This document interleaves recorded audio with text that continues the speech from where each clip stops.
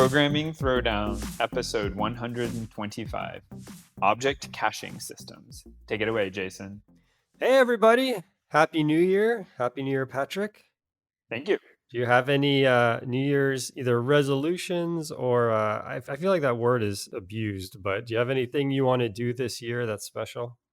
I mean, I have tons of stuff I want to do, but I don't make them resolutions because, I mean, we've seen in the last 2 years, it's very hard to predict what's going to Yeah. happen. But no, I'm not a fan of start exercising just because the date rolled over. Yeah, exactly. Should always be doing it. So is there anything really particular, like a skill you're trying to build or anything like that? Oh man, you put me on the spot. I should have made it before. I'm sure I could have thought of something. I'll put myself on the spot. I think one of the things that I want to do is I want to get back into reading. I feel like so one thing is that I'm going to probably go back into the office into an office this month. And so it'll be opportunity for me to get back into reading books, which it was kind of hard to do. I was so used to doing that on my commute. And when I lost the commute, I still read books, but just, not at the same pace. And so I want to kind of use the commute to bring that back. That's actually funny because my book of the show, I won't spoil it, is the first time I actually got a Kindle during Black Friday sales and put a book on it. And it was the first time well, it's not really a book, but a Kindle book, an ebook. Yeah. It's the first time I had read something on a device like that, like not a physical book, and actually like read it just like an entertainment book, not just like flip through or reference something, but actually downloaded the book, like read the book cover to cover, and did it during the break off between, I guess, Christmas and New Year's. So yeah, that'll be a good one for me too. Wait, so this happened this year, or you're saying this was recently? Yeah, like a week ago or 2 weeks ago. Oh, yeah. So what's your take on e-ink versus a display? So what I will say is, so I just bought the cheapest Kindle because I didn't know if I would commit to doing this. And Yep. so it was a bit of an experiment. But I'll say is, it has a light on it. That's a game changer because you can sort of I would wake up in the morning and without rolling out of bed, I'd be like, look, I don't want to necessarily get my phone and all that. I'm going to see my text messages and my Yeah, emails. right. And instead I would just pull it out and I'm going to just read a chapter or read a few pages, or in the evening, the same thing. And I'll say that it sounds so goofy and everyone says it and everyone's right, which is that you have less distractions on an e-reader and the e-ink looks really good. So you can read it if you're in the sun or in the dark, and there's just not other things popping up and asking for your attention or distracting you. So I don't know. I'll let you know at the end of the year, but yeah, I too am striving to try to do a bit more reading. I am not returning into the office imminently, so yeah, I too need to fill that hole. Very cool. Yeah, I actually, so I was, I guess, thinking about just buying an e-paper thing I could run Linux on or something like that. Mm. But yeah, maybe I should just go the road much more traveled and buy a Kindle and not cause so much heartache. I was thinking that I would have an e-ink display that would be an e-reader, but I could also use it as kind of a desk calendar and just leave it on my Oh, desk, and it could interesting. show me my daily schedule. And maybe Kindle can just do that. So maybe someone's written that program for Kindle. I'm specifically trying not to do that, so I will stay in the not distraction, proper Yeah, use of good the point. thing for this one. But that does sound cool. Cool. Yeah. One thing that I did over the break, which I wanted to share with everybody, is I personally was spending over $200 a month on public cloud stuff because I have a whole bunch of sites. I have Programming Throwdown. I also have a site for MameHub. I have a server for MameHub. I have a whole bunch of different projects all running on the cloud. And the thing that was really costing me a lot was databases, which is actually going to be one of the things that we're going to talk about, part of what we're going to talk about today. But I was spending over $100 a month on databases, and some of these projects were either dead or they were projects that we were running. Just at this point, just me and my family are using it, and so I haven't really taken it mainstream or anything yet. And so I was able to really massively reduce the cost. So there's a whole we could do a whole show on trying to reduce your cloud costs, but basically there's getting your own server. So you have a server, it's running, Ubuntu or Debian or whatever, and it's just there 24/7. and it's just sitting in, Google's data center or Amazon's data center, what have you. That's like the most expensive, right? And then there's, getting a dedicated service. So like a database, having a MySQL database kind of in the cloud.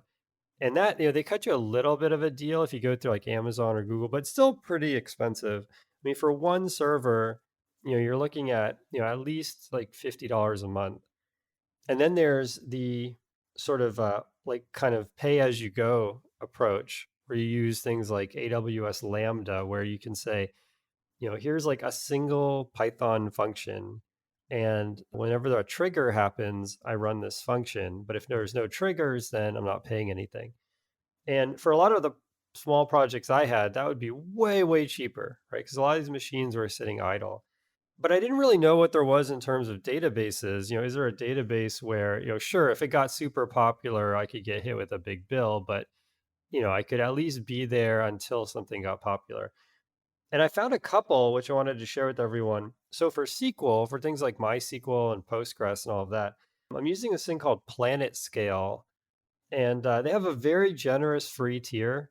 And then I think there's a flat fee. I want to say it's like $10 or $20 a month, and you can get more databases and all of that. But it's also a pretty generous flat fee. The thing is, as you if you start, they count the number of rows you access per second. And so Mm. if you, or per month, I guess. So if you start getting a lot of rows per month, I think it's like hundreds of thousands at that point. This is read or write. At that point, they start charging you. And then for object caching systems, I'm using Upstash, which has like Redis as a service. And for the moment, I'm still on the free version of Upstash because I'm not doing the caching too heavy yet. But yeah, I found both of these to be really nice. And the way they've done it, actually, Planetscale was clunky when I first tried it about 6 months ago, but I went back to it a week ago, and it's now become extremely nice. It's very similar to just having a MySQL database. There's really nothing you have to do special. But yeah, check these out. I think these are amazing projects. That's really cool. Is it so that may or may not lead into stuff we talk about later, but Yeah. database caching. But yeah, that's pretty cool. Have you ever thought about for some of that stuff, like the rage? Well, at least my stuff I pay attention to would be like self-hosting some of that stuff, like having a computer you could just run Docker on and like letting people do that. I mean, I don't know, depending on what usage patterns you have. I've been looking at this like WireGuard VPN as well, which would there's a variety of people spinning up around that VPN, basically letting people appear as if they're in your home network, but easily for like relatives and stuff, even if you didn't want to expose it to the public web. Is that something you considered, or just a bit too far off of what you normally do?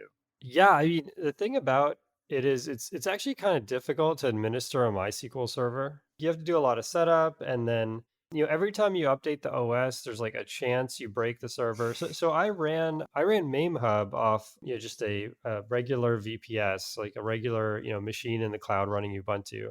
And so MameHub had all of these things. It had MySQL, it had Redis, it had everything running, and it wasn't using Docker. Probably should have been, but yeah, definitely without Docker, like, it was breaking, maybe like once a year or so, I would have some big break, or like the hard drive would fill up or something like that. There's just like all these small reasons where you could get kind of burned. And then you have to kind of spin up on, oh, what did I do here? And oh, like, the files, I forgot what they are and everything. So this is nice because the worst thing that could happen is you can get hit with a high bill. I do recommend folks turn on there's a thing you can turn on where if the bill goes above a certain amount, it shuts off.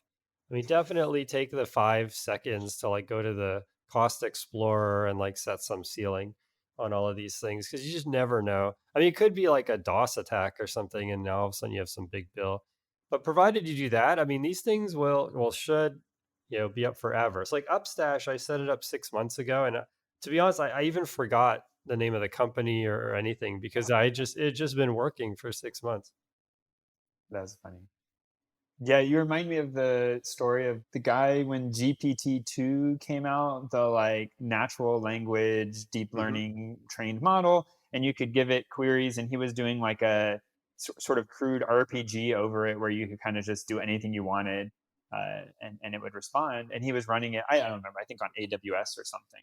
and it got super, super, super popular. And I forget how obscene his server charges were initially. And same thing like you said. So I guess like that's always possible. So definitely try to make sure you set some sort of upper limit, even if it's pretty high, just so you don't end up waking up to a 7-figure server charge. Yeah, I mean, you can easily end up with $100,000 bill. I mean, it's if you Yeah, if don't do you that. have some website that goes viral or gets DOSed, you could get hit with a huge bill. So it's definitely good advice to do that. Yeah, that's pretty funny. I think GPT-2 is not light. I mean, it's a giant like Hydra, huge neural net. That's pretty wild. So what did he do? Did he negotiate his price down, or do you know? Yeah, I mean, I think those ones that get like famous, they sort of, someone behind the scenes makes it not a big deal when a college student sort of says, "Oh, I don't understand." They don't want the bad press. So I'm sure Yeah. behind the scenes it just sort of got taken care of, and someone showed him politely how to set his bill limits to something more reasonable. Yep, that makes sense. But yeah, don't let that be you because I don't know what would happen if you weren't famous, or maybe they just didn't want to change the bill. Like it would.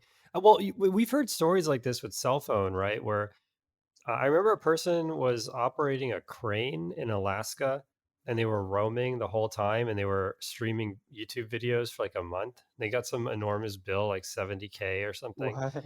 and yeah, that made the news too. And I think they negotiated it down to 2,000 or something, but yeah, Yeah. be careful for that. That's always an issue. Speaking of reasons why you might also end up running unintentional code, this month has been pretty bad for Log4j. Yep. So this is Log4Java. I've actually used this framework Yeah, before. same here. Oh, okay. It's like super popular. And basically it does a lot of really fancy stuff in Java to allow you to manage your logs, set verbosity levels, and do smart tokenization so that you can insert, data and just have better logging output, which logging is always just one of those things that's very difficult to kind of do really well. So Log4j as a framework was super, super popular. And of course, run in not exposed to the public, but on services that were exposed to the public, because pushing your logs up is one of the ways to debug if something goes wrong. And so making sure that servers are logging out information they're doing and that you can triage them is super critical. And they ran across three in the last, I think, sort of month vulnerabilities. And I was telling Jason before the show when we were talking about it, it's actually a bit difficult because it got so mainstream to find actual engineering discussion of what happened. But I have a couple links in the show notes. And basically, the exploit was if you could insert a certain token into something you sent to the server and that token could get logged, Log4j would try to take action to unparse that token. And so I think Minecraft, for instance, got a lot of news because someday people are going to look back and talk about Minecraft as, you know, rivaling the biggest things and crazes of the 80s and 90s. And Oh it's yeah, it's lasted definitely. for a long time now. It's crazy how long Minecraft has been going on. Jason and I, you and I played Minecraft, what, 11, 12 years ago or something? I don't even know when it first came out, like super long time ago now. Yeah. And it's still popular with kids today. Yeah, I was terrible at Minecraft. I mean, I just didn't have the patience really, because I didn't realize that you had to look on the internet to find the crafting recipes. Uh, And so I tried a few different random putting things in the boxes, and I couldn't figure out how to make the craft. I couldn't even figure out how to make the crafting table. And I was like, okay, I think we're done here. No one's ever going to play this. I remember you telling me about it on a work trip that had to have been over a decade ago. But anyway, so Minecraft's super popular. Okay, that was an aside. Back on topic. And I think people were finding out you could send chats to each other in Minecraft. And if you send a chat that has a certain string, just like the classic, SQL unescaped, unsanitized stuff and getting SQL Oh, exploits, you could say like, dollar curly brace and then some URL. And basically what would happen is Log4j would go, oh, I need to resolve this. Oh, this is a URL. I need to reach out to this URL to figure out the value of this variable. And then the URL could return a custom Java bytecode class for you to run. And that bytecode class could just do anything. And so this is obviously super, super bad code injection, run whatever you want. wow. And Wow, that's so wild. this is like one of those like worst possible like nightmare things. So I put in here some explanation from JFrog, who They actually recently went public with Artifactory and stuff. But then also a link in here from Microsoft, which of course getting some of this heat from Minecraft, which all the Microsoft hosted ones were patched very, very quickly. But we were just talking about hosting. Lots of other people are running Minecraft servers that are still vulnerable because they were relying on this vulnerable Java version.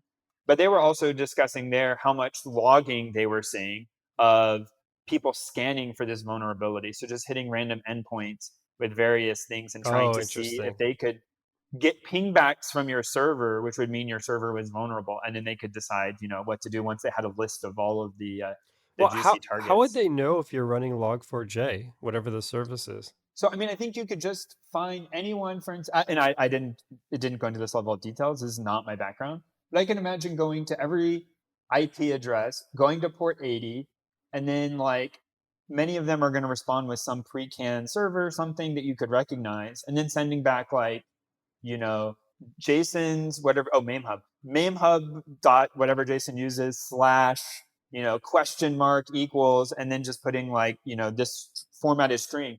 And many servers, it's very Oh, common to log the endpoint or to log the query params or whatever. And so if you have one of these in the query, I'm not 100% sure that would work, but you can imagine someone going to every port 80 exposed that had a signature that or fingerprint that matched some common open source host that uses log4j, inserting it into the query params, and then having a payload which says ping back my URL, and anyone who pings back, they would sort of insert into a database somewhere for later, deciding what to do. yeah, that totally makes sense. Yeah, I probably need to check MameHub for this. Now that we talk, but actually, MameHub's running all Python and Flask and stuff, so I should be Probably okay. okay then. But Until it turns out secretly Flask is running some Java tool yeah, that's that right. Flask has a module, a Python binding module. Yeah, that is wild, man. Very cool. Yeah, I always wondered that. Thanks for explaining all that. So my first article is scan of the month. And this month it's Game Boy. There's some weirdness around the URL, but the URL I posted in the chat should stand the test of time. But they actually use CT, and I don't know very much about. I mean, I know ostensibly MRI is magnetic resonance. I don't know actually what CT isn't is. it computed tomography? Oh my gosh, look at this. Man, I put you on the spot and you nailed it. I don't actually know under Oh, it the is. hood, Okay, like, right. yeah, what those really mean. But anyway, they use CT to scan a bunch of computer components. And this month they did a whole bunch of Game Boys, like the Game Boy Original, the Game Boy Color, the DS, the DSi, and they use the CT, scan to extract all different layers of PCB, and then they just go through explaining, at a hardware level, all the different, components. And it's really cool to see over time how they kind of integrated everything. Like the earlier ones, it's like, okay, here's all the buttons and here's the D-pad and there's little traces going to all over the place. And then later on it's like, okay, we just have this chip that's doing everything, and like literally all the traces are just going to this one place, or they're baked into the board or what have you. But yeah, check it out. I don't know very much about hardware, but I got a really kick out of reading this, and the graphics are beautiful. Should work on the phone and on the computer, so I read it on the phone. And yeah, give it a read. It'll be worth 5 minutes. Yeah, that those artwork in there is really cool. The way they did it. The presentation of the website is fun, but I mean, it Yeah. definitely has pretty pictures. Something that I was surprised about, and it turns out it's rather common. So not CT scans. I mean, those are very involved. But X-ray actually for people who do a lot of like electronics assembly, it's very common to X-ray boards and look for defects. So when they Oh, make interesting. the printed circuit boards, like the, where all the traces are, you have multiple layers. So you can only see stuff that's on the sort of like exterior layer, the bottom layer and the top layer, but you can have middle layers. So I think for like your motherboard in your computer, it's common to have 5+ layers internally, like over top of each other, routing, ground planes, all this stuff. And you can't see that from the outside. So if there's a break or an issue, you wouldn't be able to detect it. So it's actually very common to do x-rays of electronics and look for places where a trace is broken or isn't routed correctly or something is happening. And so doing those I thought that was limited to when you go to the dentist and they do the x-ray, but apparently doing sort of real-time on-demand X-rays is more common than I would have thought. Yeah, that's wild. I didn't realize X-ray would be that precise. My next news topic is not really a news topic, but something that came up, and then it was alluded to by some article I wrote, so I decided to talk about it here, which is Hyrum's law. Have you heard this before, Jason? No, I haven't. So okay, I'm gonna read it directly, or else I'll end up misquoting it. So Hyrum's law says that with a sufficient number of users of an API, it does not matter what you promise in the contract. All observable behaviors of your system will be depended on by somebody. So this comes up from time to time when you do software engineering. There always is like mythical man month, Hyrum's law, the networking issues. You get into all sorts of things where everyone keeps rediscovering it, and this is one of those ones I had run across but didn't have a name for it. Now I have a name for it, and it's Hyrum's law, which Mhm. is if you make your system behave in a certain way, if it gets popular enough, everyone will depend on every quirk intended or unintended of that system. And so the person, you can go to the website credit sort of where they got it from and these kinds of things. But people were chiming in an article I was reading with all manner of examples. So if you go back to like the old Nintendo, the NES, that like certain quirks of how the graphics rendering became like super important. So in a later revision, if they had fixed the silicon and fixed that quote unquote bug, everything would have stopped working. Yep, yep. There are certain weird opcodes or low level device drivers that just do certain things at certain time because that's the way they always were. But then you can't change it because everyone does it that way. And so if you fixed it later, you'd break other people's stuff. And it doesn't matter whether you wrote that down or not. If it behaves that way, it's going to act that way. We ran across this recently, and I was bringing it up to somebody. It's not exactly the same, but in the same ballpark, which is um, somebody was iterating a hash map. Of course, like the how things are inserted to the hash map could vary for many reasons, but it shouldn't Yep. be something you ever rely on. It isn't a contractual obligation for like if you insert in a different order, if you do whatever. If you need a stable visit order, you have to do some sort of sorting or some guaranteed way, and hash map is not that. Yeah, I think in Python there's like a special structure called it's either called stable hash map or ordered hash map. I think it's called ordered hash map. And so ordered hash map, when you iterate over the keys, you get them in the order you put them in. I still don't understand why anyone would want It that, keeps like but a linked list, it like it keeps must, that yeah, linked it list. must keep a linked list in addition to the map in the background. Okay, I mean, sure, but needless to say, so we ran across a test where someone was putting stuff in a hash map, iterating the hash map, and then basically asserting in a kind of like unit test that like the results were in this order. And I pointed out to them like this is really bad, like super fragile, like this is overly simplified. Or sorted afterwards or something. Yeah, sort it, do something, or do a check where you don't rely on the sorting, just check that it's present, right? Yeah, right. Because yeah, that iteration can change at any time. But I think you could easily imagine building 2 or 3 layers up to where when you call an API, you say like, give me a random user, but actually the random user always gives you a sorted list. Somebody somewhere isn't going to realize it was supposed to give you a random user, and they're going to assume that if they keep calling it, they always get them sorted, and they're going to depend on it being Yeah, sorted right. because it's never been otherwise. So this is putting a name on one of those things I've always kind of known for years and run across many times. But this is it's good to have a common language for it. Yeah, we see this a lot. So a lot of people are curious when they find out that MAME actually gets more and more inefficient as you move up in the versions of MAME. So, for example, like the most recent version of MAME can't run on a Raspberry Pi, but you can run, MAME from 10 years ago just fine. And even, the same game will run just fine. If you're on the current MAME, it won't work. And the reason for that is because of all of these things where, they kind of use various tricks to take advantage of, the way the hardware was set up. And so you have to emulate kind of all of these tricks perfectly, and it becomes really time consuming. And there's one in particular, people should check this out in Contra, the arcade version of Contra. In the actual arcade, the bullets would flicker, but the flickering was caused by just the different processors running at different speeds. And so they just thought it kind of looked cool, or maybe they shouldn't, didn't have time to fix it, and so they kept it. But for a long time in MAME, the bullets would not flicker, and so they actually like did all this work to make them flicker, and it became like really computationally expensive to do that.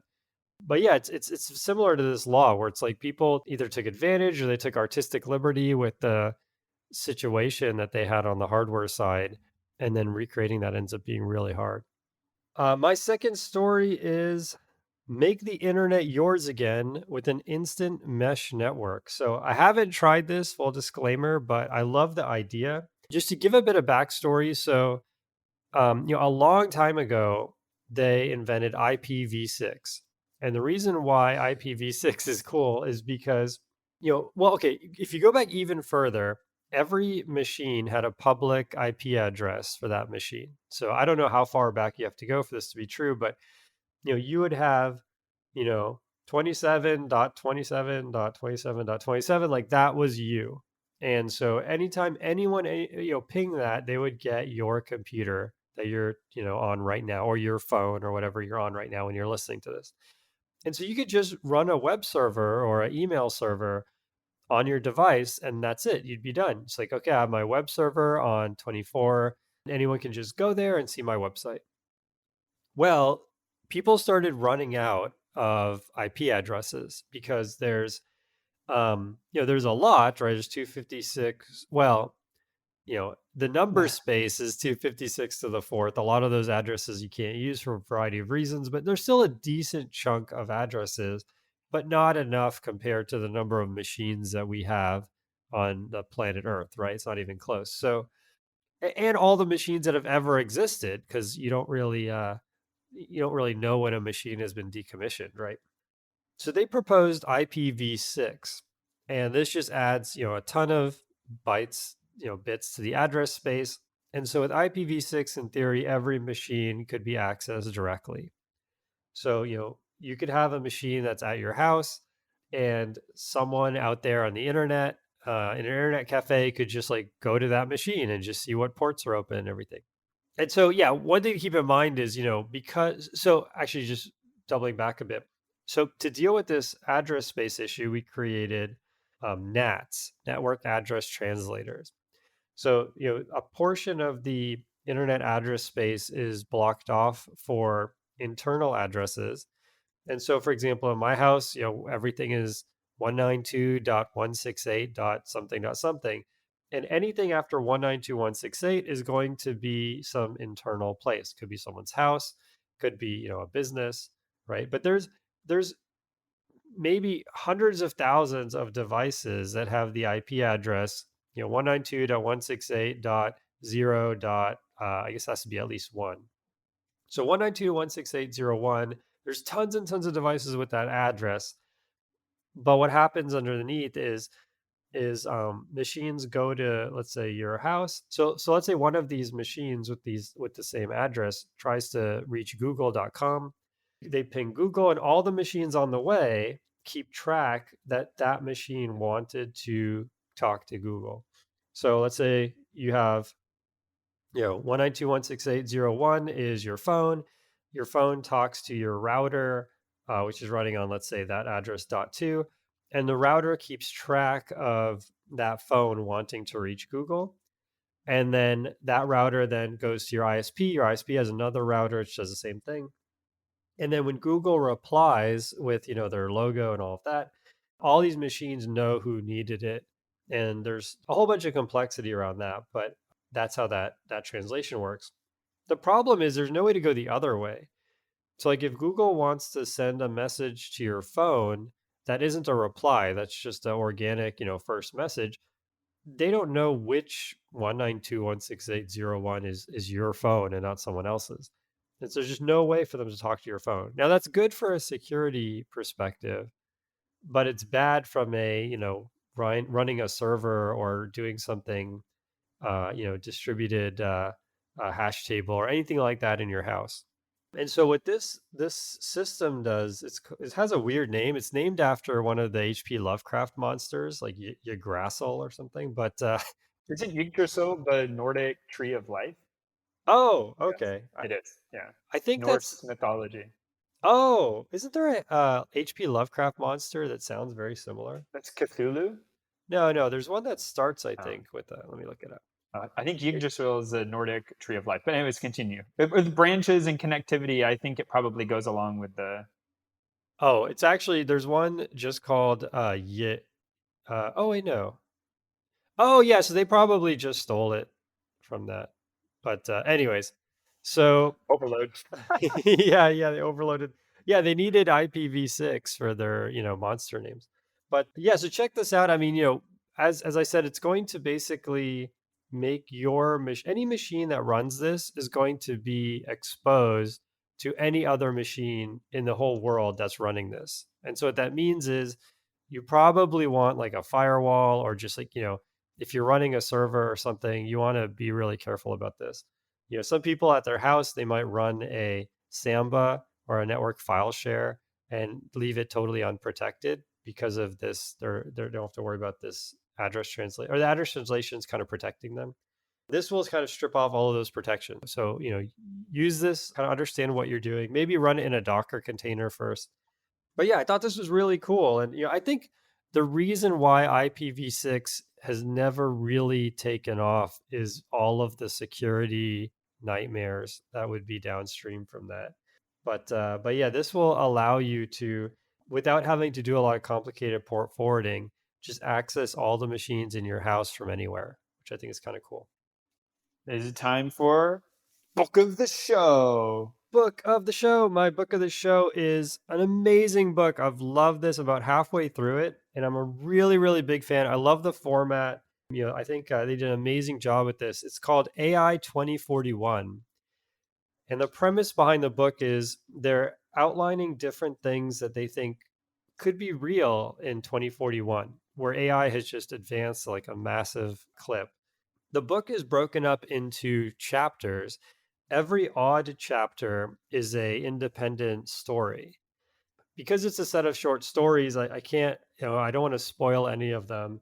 There isn't a plot that covers the whole book. It's like, think of it, each odd number chapter as its own small book with its own beginning and end.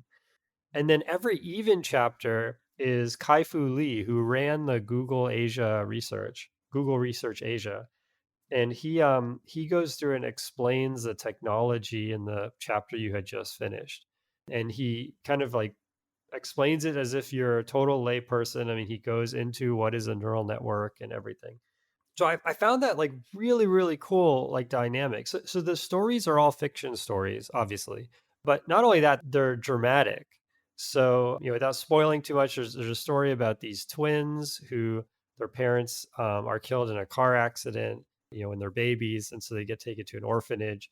And it's about them growing up in this orphanage and how, AI has massively improved sort of education, and especially in like kind of orphanage situations, they have sort of these AIs that kind of care for them, like in addition to the people and everything. So yeah, I mean, it's like I could see kind of something like that happening where AI can be sort of like a teddy bear, like a buddy for somebody as they're little. And all of them are plausible. I mean, I definitely think that they really push to the limit how much progress we would have to make, but nothing is totally fantastic. Like everything I think is doable in 20 years. And at least from the chapters I've read so far. One chapter which I thought was kind of funny was there was a person who, or they're a driver for self-driving cars. So the idea is, self-driving car gets stuck in an intersection, and this person sits in their house, and they have a steering wheel and a computer, and their whole job 9 to 5 is just taking over from cars that are stuck. And so they were recanting kind of their career. And when their career started, it's like, oh, a car is stuck at a stop sign. It's just confused. And so he just takes over. He just, looks around using all of his monitors. There's no one in the intersection. He just drives on, and then he hands the control back to the AI. But now it's 2041, right? I mean, it's, I don't know, 15 years later or something from when this person got their job. And so now the situations they're in are just crazy. It's like it's like, oh, the car needs you to take over, and he jumps in, and the car's like on fire, and so his job has turned into doing just crazy things all day, just like death defying things all day, and he gets some PTSD from it. So I don't know. I think the whole book is really interesting. Highly recommend it. Oh, that is not good. I'm gonna add that to my list. Yeah, you can read it on your Kindle and let us know how it is. There we go. So talking about books I read on my Kindle, which I've never read any illustrated books, so I don't know how that works yet. But I read Dawnshard by Brandon Sanderson. So as if you know anything about Brandon Sanderson, he's prolific writer, but also his books tend to be kind of long. And as if they weren't sort of long enough, the current series that I've been working on, the Stormlight Archives, is supposed to be 10 books in total, two 5-part books. But then between each set of books he releases, he's like releasing like a novella between them. And so this is the one between the third and fourth book, The Words of Radiance and Rhythm of War. So it wasn't it's a novella, but it's still, I guess I'm looking here on the internet, it says 270 pages, 269 pages. So 269 pages is considered like the short book between the like other books on either side of Oh it. my So it's gosh. like book 3.5. But book 4 itself, I mean, the Rhythm of War, I forgot, it's like 1,200 pages. I think we were talking about it before. So, anyways, I read this on my Kindle, a lower commitment than reading full Rhythm of War, which is what I've started now. But this was an easier thing, and I read it, and this book was really good. Obviously, not a recommendation for people who haven't read books 1, 1.5, 2, 2.5, 3, and now 3.5. But if you're in that series, definitely worth a read. Some people don't read the in-between novellas, but I like to, because if you don't, I feel like you miss stuff. So I enjoyed this. This is one of those important and good for me and people in the know, but everyone else is like, yeah, this is not a useful recommendation because I'm not going to jump in at the middle of this huge, long, many thousand page epic. So Well, no, we've gotten emails from people who either got into, your interests, your reading interest, have like adopted some of your reading interests, or they're already there, and the show really, connects with them. So yeah, I've gotten some recommendations from people as well for good series that I've read. Unfortunately, my reading was, as we talked about at the top of the show, has been severely diminished recently. So I'm trying to get back on the train. Got to make it through my backlog. cool, man. All right, on to tool of the show. Show. I wonder if we should pay, like, get an announcer or use Amazon Polly or something to get a real announcer voice, or if we should just keep doing that. Let us know. Send us an A email. horribly bad Fiverr. Yeah, do you want us to pay an announcer to do that? Or I wonder if Amazon Polly has an announcer voice where you could just type something into Amazon Polly and it would. I don't know what this is. I have to look Oh, this up. Amazon Polly is just a speech synthesis program. Oh Um, yeah, there it is. yeah, so my tool of the show, which is it's never gonna sound as cool from me as it does from announcer guy, is Swagger, which is now rebranded as Open API, or at least part of it. So I used Swagger a long time ago, and it's really come a long way. I was working with another team at work that had a Swagger, had their stuff running in Swagger. It was really impressive. And so basically, the way it works is, if you want to, have a web service, so something where someone gives you some input, some set of arguments, some instructions, and then you return back some kind of also output, and nothing too crazy like a media or anything like that. Just a simple, person gives you some JSON arguments and you spit back some JSON output, and then on your actual server you could be doing whatever.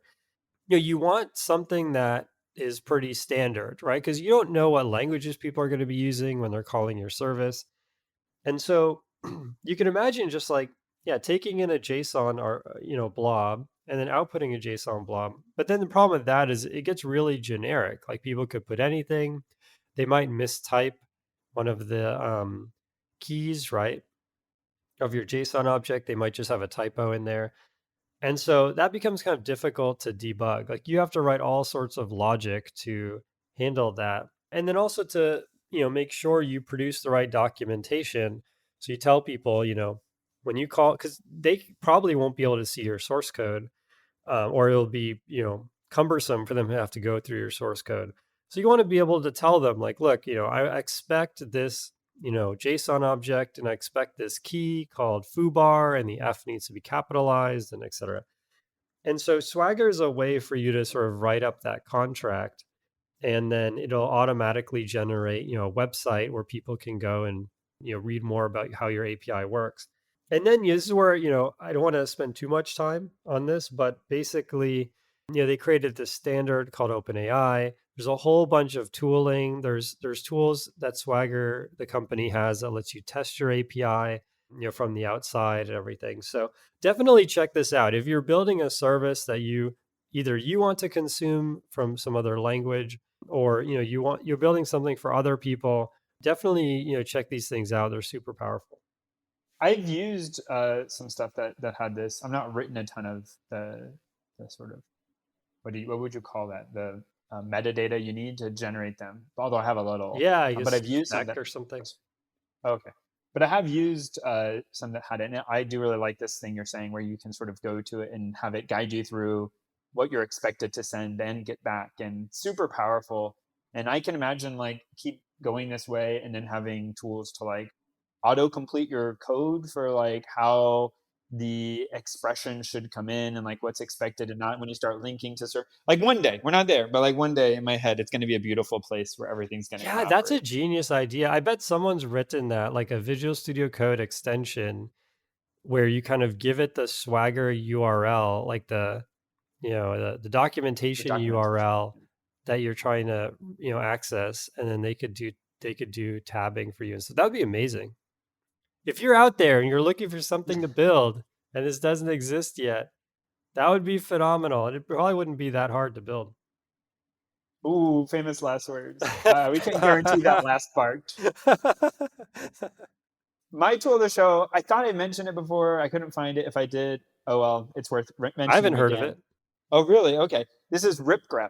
Now, you're probably sitting there like Jason saying, I use only the most powerful, awesome Unix tools, and I don't need anything that isn't POSIX compliant and shipped with my BSD install.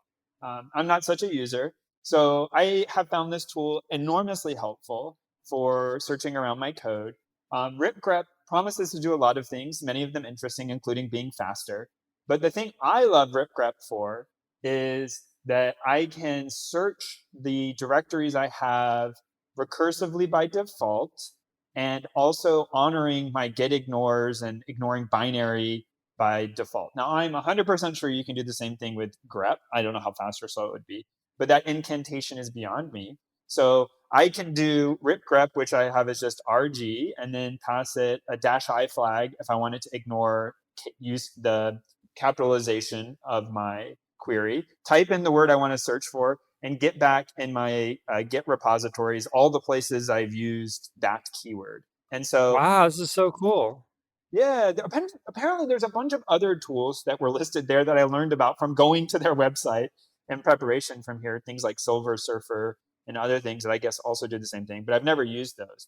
ripgrep says it's faster than all of them. The speed is good. I've never been bothered by that, but just this ability to automatically ignore binary files, automatically ignore things. For instance, we have build folders that hold outputs.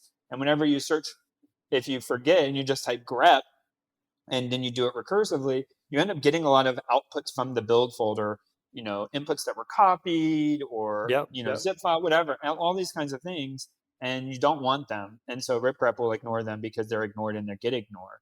And so that's super powerful. And also it does have ability, which again, I probably can do in other things, but to like go into even compressed stuff. So if you were trying to search dependencies and you're using something which brings in dependencies as compressed, then it'll be able to handle those things as well. Wow, that is amazing. I'm definitely going to use this tool. The other thing that this site had, which blew my mind, is there's grep inside of Git. So you can type git space grep space and then do grep inside of Git. I also didn't know that, but does that work if you're not in a Git repo? Like No, I it's have like only some. it's only for Git repos. Okay, so the Yeah. problem is sometimes I have like a directory with multiple Git repos in it, and I don't know which Oh, one of my yeah, right. projects I was doing that thing in. So, but yeah, no, I also learned that from there. Yes. Wow, super cool. Learn something new every day. Yeah, I should check this out, ripgrep. It's probably like you can just apt-get it or something. Yeah, I'm on Mac OS, so I just brew installed it. Oh, yeah, there you go. Yeah, it looks like, It says Windows, Linux, and Mac OS support. yeah, Windows, Linux, Arch, Gentoo, Fedora. Man, they did everything except Debian. Where are we, Debian? Oh, yeah, there you go. Yeah, you can apt-get install it. Okay, cool. All right, so if Jason's voice gets funny here for a minute, it's because he's downloading. Yeah, that's right. Yeah. If I start doing that weird thing where your voice becomes like really robotic, it's because my internet's totally used up downloading ripgrep. Cool. All right, so we'll jump into the topic. So maybe we should just start with like why these things exist, which I think is always kind of a good place to start. So object caching systems. So I'll give kind of an example to illustrate why we need something like this. I recently built a replacement for Google Photos. So I built, Jason Gauchi Photos, and I convinced my wife to install it, and so now her phone crashes like every hour on the hour, and so she's not too super thrilled with that. So I'm definitely not recommending it to the audience yet. But the idea is it would periodically scan your phone for new photos, and if you're on Wi-Fi, it would push them to the cloud. And then I also have an app where you can go in and very similar to Google Photos, you can kind of see all your photos. So the way the app works and the way the website works, very similar where you need to see the photo, but the photo is in a protected URL. It's not otherwise anyone could just see all of your photos, right? So you kind of need permission to see that one photo. And the way this is done under the hood, which is not my creation, this is how all the companies do it, and it's built into a lot of these cloud providers, is with something called a signed URL. So if you ever go to Facebook or your Google Photos or any of these things where you need to authenticate, you can look at your photos, let's say in your Facebook timeline, and you can go view and tab, and you'll have a URL for that photo of, let's say, you and your family. And you can actually give that URL to somebody else, and even a stranger, and they will see that photo of you and your family, right? So it seems like a security issue. What's actually happening under the hood is they've generated this signed URL that's kind of temporary. And so that URL works for, maybe 5 hours or 1 hour or what have you. So effectively, like, it works for your session. And then you'll have to go back and ask Facebook server for a new signed URL to see even the same photo. Now, the challenge is, signing the URL and doing all of that is really expensive, right? Like, and so if you pull up, let's say your Google Photos, they might show you 20 photos or even 50 photos right off the bat on your screen.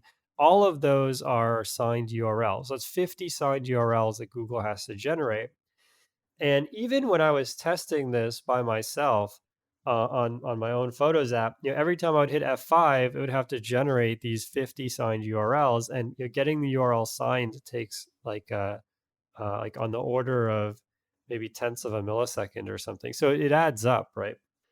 And so, what you want to do is you want to sign a URL for somebody, and then you want to cache that result. So if they're just hitting F5, or if they're going to different parts of your page where they're seeing the same images, that you're not signing everything again and again and again. You're not signing the same image. And so that's a perfect use case for an object caching system. So what I ended up doing was when you ask my Photos app for an image, make sure you're authenticated and all of that, and then it checks this object cache and says, has this person asked me, for this image before? And if they have, I just return that signed URL. And if I don't see it in my object cache, then I go and I sign the URL. And so that's kind of one example, but it kind of highlights, it saves you on time. And sometimes, you end up in situations where you really need the cache, but most of the time it's there to really save you on time and resources. Yeah, I think the other thing, like you mentioned, not just the expense of computing something, but even retrieving something. So the difference between retrieving something off of even a solid state disk, although it is closing the gap. But if you are talking about what do they call it? Like read amplification. So sometimes you want to read something, and not only like Jason's mentioning, you have to do something like compute this cryptographic hash of something to sign it, like very expensive. But sometimes you need to pull in 5 or 6 or 7 or 8 different other resources. So one read amplifies out. Now, all of those reads may happen if you're at enough scale in a data center, which are connected by networking switches that cost more than your house. And so they operate, all this Yeah. fiber stuff, like super fancy, low latency. Again, but ultimately that data has to live somewhere. And your choices are to live in RAM or to live on disk or tape, I guess, in some case, like super bad, like long tail Yeah, I cases, think the Glacier and that stuff still uses some kind of tape. like a robot in tape or something. I don't know. Like that's in one of those horror stories, the guy who gets a ping up on it. And okay, sorry. Oh no, can get sidetracked. So if you talk about like cache next to the CPU, RAM speed, and then, hard drive, you're sort of like talking orders of magnitude each one. So when you talk about having something in RAM versus networking speed, you're probably comparable. But when you start talking about hard disk speed versus inter-cluster communication, not Right. Yep. intra-cluster communication, then it matters a lot, right? So if you need to do these 8 reads, you're reading them all out of RAM, out of computers, that can go super fast. Versus if you have to go out to the hard disk to get them, where you get an order of magnitude more storage, maybe, or even maybe a lot more, but also order of magnitude slower. You can't keep doing that. And some of those are going to be fetched more often than others. Or if you know, hey, I'm doing this for user, the chance that you get something else from that same user is increased by this first read, then you may want to bring some of that object into a RAM resident storage instead of a disk resident storage. Yeah, that makes sense. Another thing too is and we talked about this at the very beginning of the show is your database might be really expensive. And so you might want to, if someone's just hitting F5, F5, F5 reloading the page all the time, you don't want that to actually, cause your database costs to go up or cause you to have to buy another database machine and add it to your replica. And so it's often way cheaper to spin up an object caching node, an extra node to your object caching system, than it is to add a node to your database. Cool. So, what are the disadvantages? I mean, we talked a bit about, you can kind of already guess that if you're moving stuff into RAM off of disk or moving it closer, you obviously have less capacity. So Yep. if you talk about, having a database of like to continue Jason's example, if you have a database of every picture off of every user's phone ever, that's not going to fit in as one computer. That's going to fit in many computers. Yep. And so if you talked about having only one computer caching, then obviously like you can't fit all of that, so you have to be super selective. We talked about a couple of those strategies, right? Time sensitive, aggregating data, deducing data, like that kind of stuff to get it smaller and smaller. But ultimately, to get the speed advantage, you really want to limit how much size you have, and normally that's limited to the memory capacity. Now, RAM sizes have been going up dramatically recently, so like we have gotten some advantage there, and with SSDs and stuff, but that's still there. The other thing the object caching tends to do is, I don't want to say garbage or dump, but like it tends to be just a soup of things. So you are putting all sorts of stuff in the Yep. computer to keep it close, but your organization normally isn't as clean as it would be in a full like relational database. So that means that you're not going to have rich queries where you can do filters and scanning all rows and doing that kind of stuff, because it's a disadvantage, but it makes sense. It's the right tool for the right job. You're already pulling in the results of those complex queries, not doing those queries themselves, or else you just end up back in the same boat you were to start with. The other thing is, if you start storing stuff in memory, you start to have an availability problem, which is if a computer goes down, which even if you have 99.9% reliability, but if you have billions of users, the computer where that user's data is stored could go down. And for persistent transactional databases, for things like Jason was mentioning before, like MySQL or Postgres, or things that you might hear about with this, there's very intense thought put into how to make sure that no matter exactly what microsecond you glitch or lose power, that the database state is sort of consistent and maintained. They don't really do the same thing because that stuff has overhead, it has cost, and no matter how good you do at it, you're sort of risking some amount of loss. And so most of the time these object cache systems trade off the simplicity for saying, yeah, it might go down. if you ask for that key and the key's not present, you just got to handle it. The client has to know, what to do, or if it goes missing. And so you have a lot. Now, some things like we're going to talk about, like Redis and others, do have options for writing out, but they're normally much simpler compared to full relational database management systems, RDBMS. Okay, I almost glitched it when I said Yeah, it. isn't that weird? It's hard to like figure out one from the other. Yeah, I mean, I think that yeah, you hit it on the head. The persistence in Redis is really for when a machine dies. You want to be able to bring up a replacement machine and move as many of those cache entries as possible so that people don't experience like a hiccup. The purpose of it isn't really for having data that lives forever. And yeah, I mean, you nailed it. I mean, I think another challenge is anytime you have a cache, you run the risk of the cache becoming out of sync with whatever the underlying database is. So, imagine you look up what books Patrick's read, and you store that in cache. And then while that cache item is there, Patrick finds another book from Brandon Sorson that's 2,000 pages and starts reading that one. And then when you go back and say, hey, what books has Patrick read now? I just watched the latest episode.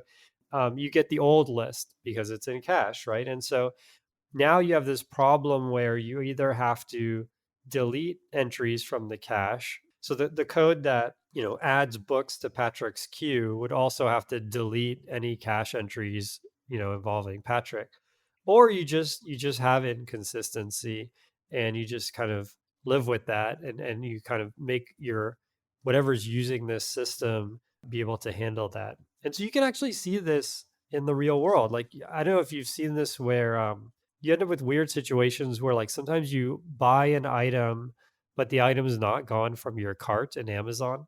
This doesn't happen so much anymore, but I saw this happen a couple of times years and years ago. And that's just because, the different machines at Amazon just have different states. They're not in sync all the time. Yeah, and so that's one of the it's sort of an extra complexity you have to think about.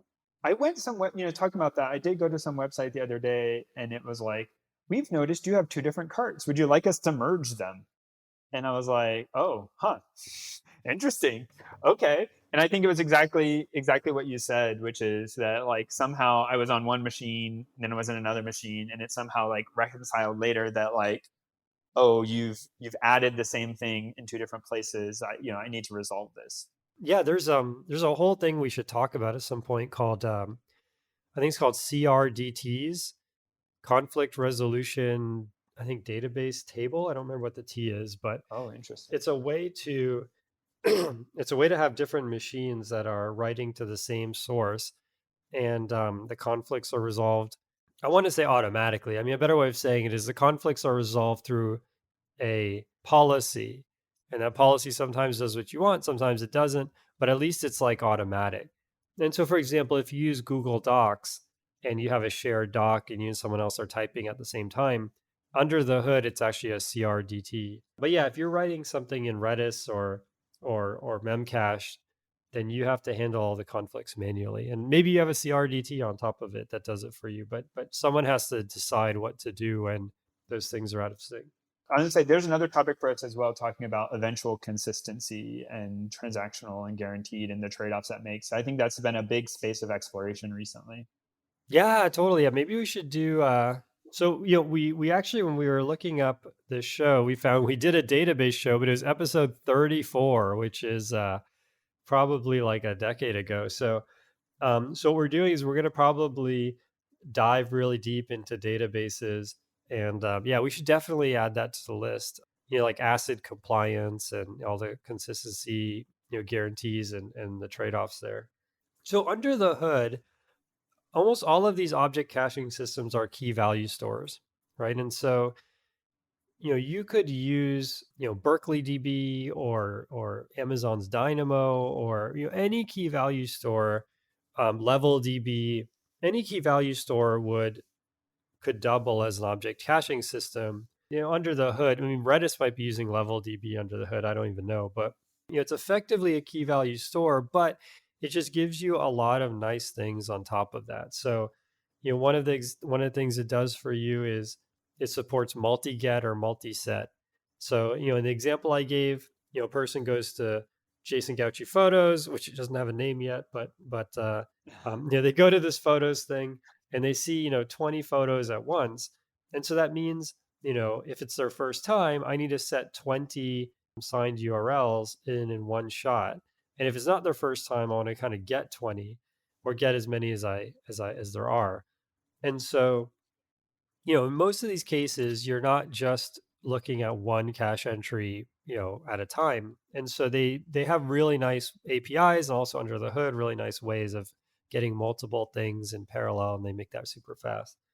Another thing that the object caching does is it lets you set expiry times. So as we talked about, we have this cache sync issue, and so one nice way of dealing with that, or sort of one sort of hands-free way of dealing with that, is just to set an expiry time on the cache. Say, look, this cache is relevant for maybe an hour, and after the hour, you assume the person logged off Facebook, to use the Facebook example, and doesn't need that picture anymore, or after an hour, you say, well, there's a good chance something's out of sync, and so I'll just throw it out. And if I'm regenerating this every hour, it's so much better than regenerating every request, right? Maybe you even set it to a minute, and that's still a huge improvement over not having a cache. So it's good support for, and they will handle when that minute is up, destroying that item for you.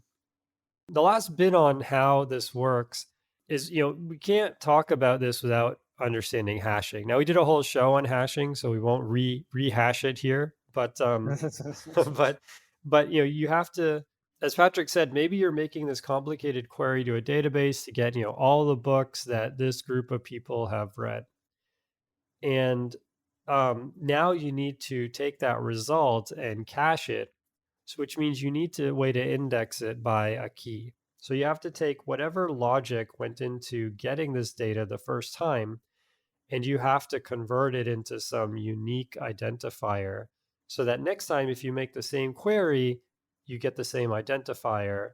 And so the best way to do that is with hashing. So you can imagine you could hash the raw SQL query, you could hash a URL in my case that I want to sign, but I think in my case, I actually hashed the user ID, concatenated with the URL, because I think it mattered which person you were. But yeah, you kind of, hashing is a huge part of being able to do object caching. So I think the most common one, or at least the first one I heard of, although I think that these first two are probably tied. I'll probably get flack for saying one over the other. Anyways, the first one I heard of was Redis.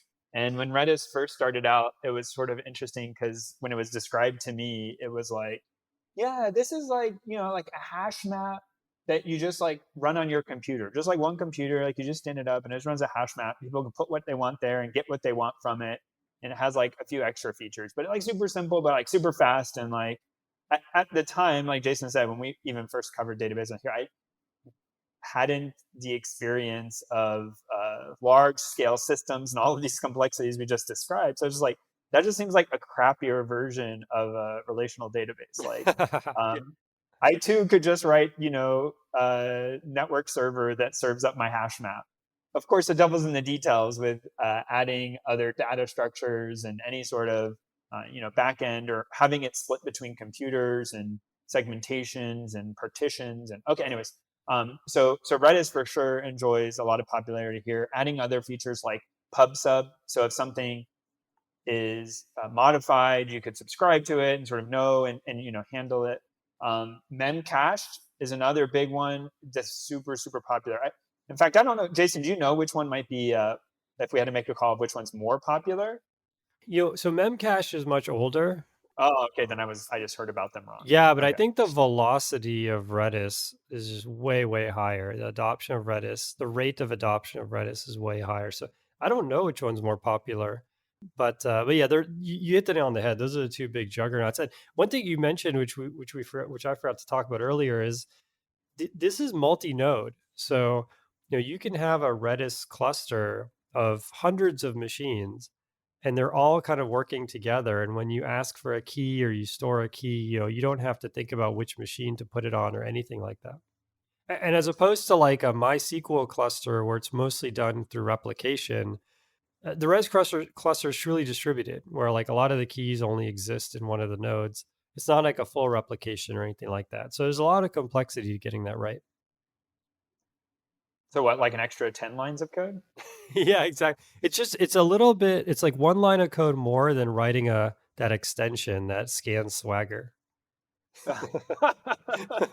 There's a clapback. A fully distributed, highly available Swagger scanner. Yeah, seems like the same. Other key value store systems can work here. So Amazon has Dynamo, Google I'm sure has something. Google Cloud has some kind of key value store. Is it called like no, there's BigQuery, which is a SQL thing. Yeah, I don't know what Let me look it the up. calling here would be. Like you say, I mean, I think Oh, it's very data common. store. It's called data store. There's a whole like also line of things. So what we've been talking about is sort of like per user, but there's also huge amounts of work for like content delivery networks. Is that the right acronym? Yep. CDNs Yep. and caching. And that's a whole, we've not really talked about any of it, but if you sort of take a lot of the problems we've just described, but talk about like how do you push large volumes like YouTube? If you want to watch a YouTube video all over the world, you don't want that being served from like a single computer's Redis database. I mean, that's not what happens, obviously, but like Hmm. that doesn't work, right? So like you have CDNs and like entire distribution and peering agreements and caching data and like all of these things are just something for outside. I don't even have a ton of experience there. Actually, be an interesting guest. I'm sure we can Yeah, find I one. was But just thinking that we should have someone who really knows CDNs to come on the show. I mean, there's been several companies go public with huge revenues Yep. in this CDN space and sort of bringing data to closer to the user, closer to the edge, which we've overused before. But anyways, yeah, I mean, we haven't talked about those. These aren't really solutions for that. But in my mind, like, I'm not sure I understand exactly how the two interplay. Yeah, I mean the thing about CDN, I mean we talked to that gentleman about doing edge computing, Jackson. We Hmm. talked to Jackson about edge computing and we talked a little bit about this, but yeah, I mean CDNs have to deal with this challenge of, I have this image, but it's on, data centers and edge servers all over the world, where should I actually get it from for you, right? And so that I mean we should dedicate a whole show to that. It'd be super fascinating. Oh, another one to mention is along the similar lines is when you're on mobile, you often want to cache things on your phone so that you don't have to go to the internet, especially if you're not on Wi-Fi. And so, that is kind of a whole different level, whole different caching layer because there might be times where like you literally can't get the underlying key. So, for example, someone has configured their app to not use any Wi-Fi or not run on, or sorry, to only run on Wi-Fi, not fetch anything on metered data. Like imagine a podcast app, and so they only want the podcast that they've downloaded. So if you don't want to write all of that from scratch, saying, "Oh, have you downloaded it? If so, play it, etc." There's a whole bunch of tooling around that as well, like object caching systems for your phone. The one I'm most familiar with is the Firestore, which is from Firebase, and so I believe that works on Android and iOS. But there's a whole bunch of these systems for dealing with metered connections and for caching things like that. I want to go back. I have not for fear, but I want to go back to some of our early episodes and listen. And we were talking about this if you haven't heard it yet in the holiday episode, a Christmas episode, but like growth as engineers and like decisions we made a long time ago and how they've impacted us. But just thinking through like how I used to view coming out of college databases and then like the richness with like which you and I are talking about. Not, and I'm by no means an expert. I actually do more embedded work, so databases are far from my day-to-day experience. But just like how much more like that grow. It's just like one of those things. Like looking back, you think you know a lot about something, and it turns out you basically know nothing. Yeah, I mean that's fascinating. I mean, the way you described Redis when you first heard about it is exactly what I thought too. And so, when episode 34 went out, our description of Redis probably does not do it justice at all. It'd be fascinating to listen to that. I bet we would be face palming the whole time. Maybe we should do that as like a charity thing. If people donate enough to charity, we'll suffer through listening to whole episode. But We'll do um, a Twitch stream of like live listening to ourselves, yeah. and oh god. But, um, But yeah, I think, it's so easy to take for granted things like you have all these keys, each one expires at a different time. You have to handle that. You have 10 different nodes, each one has a tenth of the data. Yeah, and so it's just it was yeah, we both had like really superficial knowledge of this stuff. I never took actually they offered database classes at university, but I never took them. I was always taking like all the algebra, linear algebra stuff. So yeah, I mean, and now in hindsight, at least if you want to build something on web, it's so important to know how all these things work in a like more deep level. Yeah, I was listening to, talking about like hidden complexity. I was listening to podcast. I don't even remember which one it was, and it was talking about someone who did not even like true high frequency trading, but just like not low frequency trading on stock markets, and was talking about, like, yeah, if you want to just describe it simplistically, like you get the not the price quotes, but the order book, like who has outstanding orders and what is the order flow, and then you just like reconcile it over time and you watch it. And he's like, except like you get misquotes constantly and you have to decide like what's true and what's not true. So like it's this weird thing that, for me, I like go to the internet and like say, what is the price of Tesla today? And you get some number, right? But in reality, that number under the hood, there's all these outstanding bids for selling and buying, and they update like many, many, many times a second.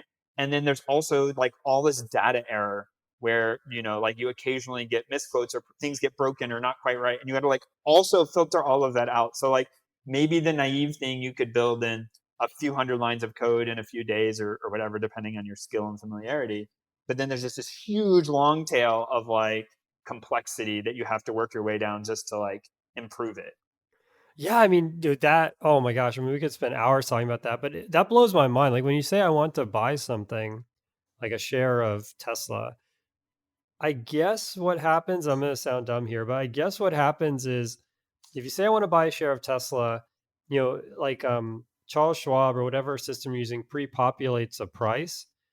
And my guess is that price is just set high enough that there's like a pretty good guarantee that you're going to buy. I mean, I know you can be fancy and say like, I want this price, and if I don't get it, then I'm not interested or whatever. A limit order, I think it's called or whatever. Yes. But the interesting thing to me is what number they put there for you. It's like how did they pick that number? They're just showing you the last transaction price. So the last price a successful transaction was done at. Oh. So, well, but there has to be some amount of signal processing there, right? Because there could be some anomalous transaction and that would throw No, no, no, everybody no. off, right? Well, but that's oh, okay. Well, we can't. This will Yeah, spiral. we're Okay, gonna this is take not the right forever. place. We'll be buried here.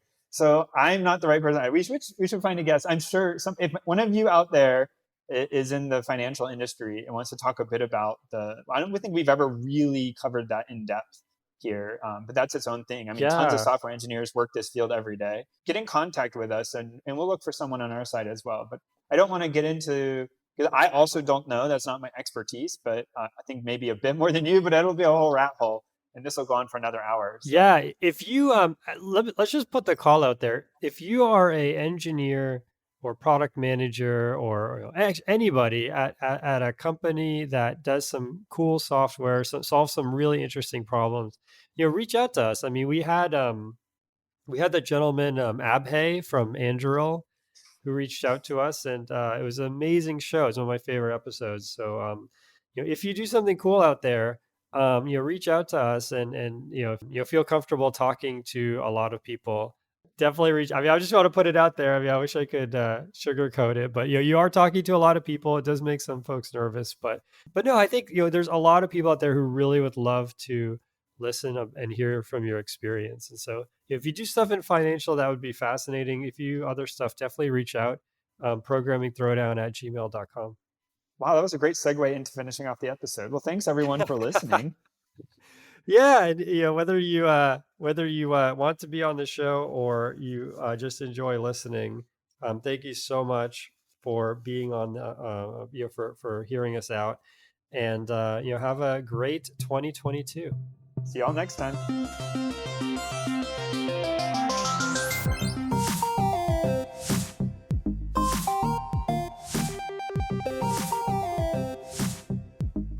Music by Eric Barndollar. Programming Throwdown is distributed under a Creative Commons Attribution Share-alike 2.0 license. You're free to share, copy, distribute, transmit the work, to remix, adapt the work, but you must provide attribution to Patrick and I, and share alike in kind.